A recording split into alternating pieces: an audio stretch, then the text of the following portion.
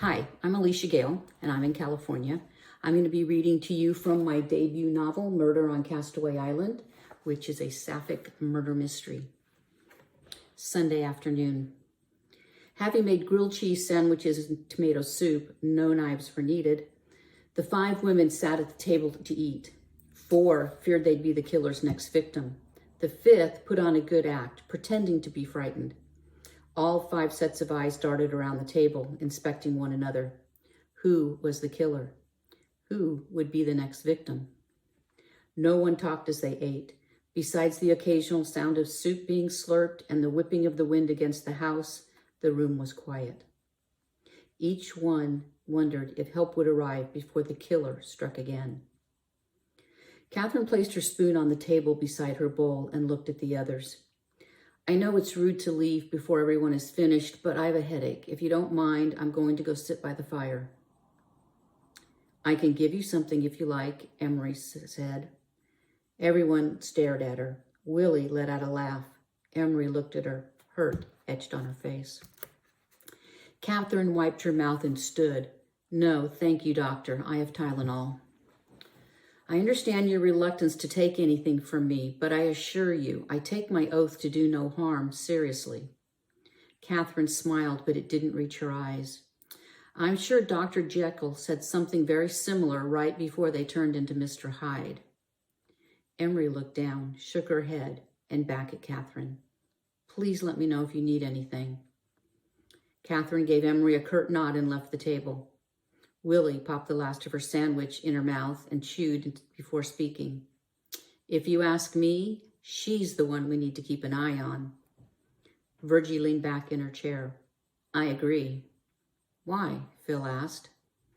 Her twisted religious beliefs. We're all heathens and sinners, but she's a saint.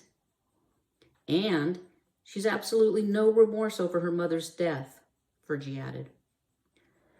That could be said for thousands of people who ignore the plight of others, Phil said. That doesn't make them murderers. So then, which one of us do you think is the killer? Willie asked. Phil looked from Willie to Emery. It's either you or you, she pointed from one to the other. Willie looked weary. I'm sorry you think I could harm someone. I'm leaning towards Catherine myself. The woman's heartless. Virgie stood and started clearing the table. We never did search the house for the gun. We should do it now, Phil said. Do you really think the killer hasn't moved it? Willie frowned. Catherine's all alone. She could be hiding it as we speak. Phil let out a sigh.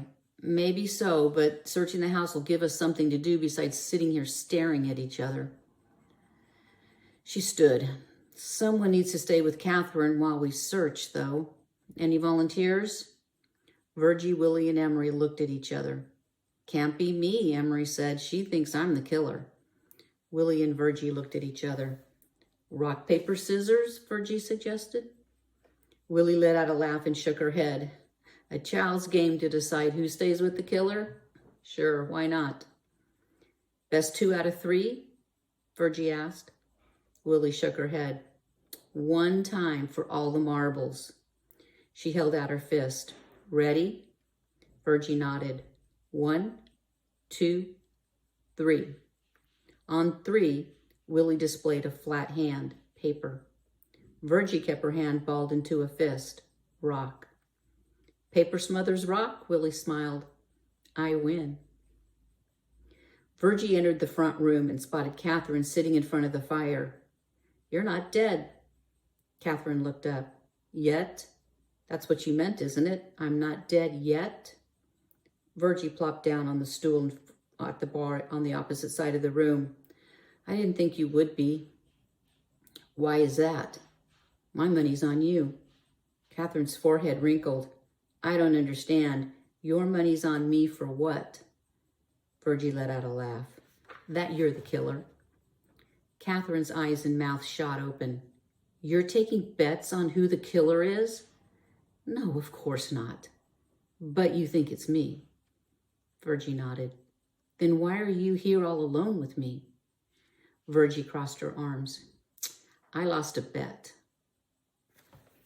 Thank you.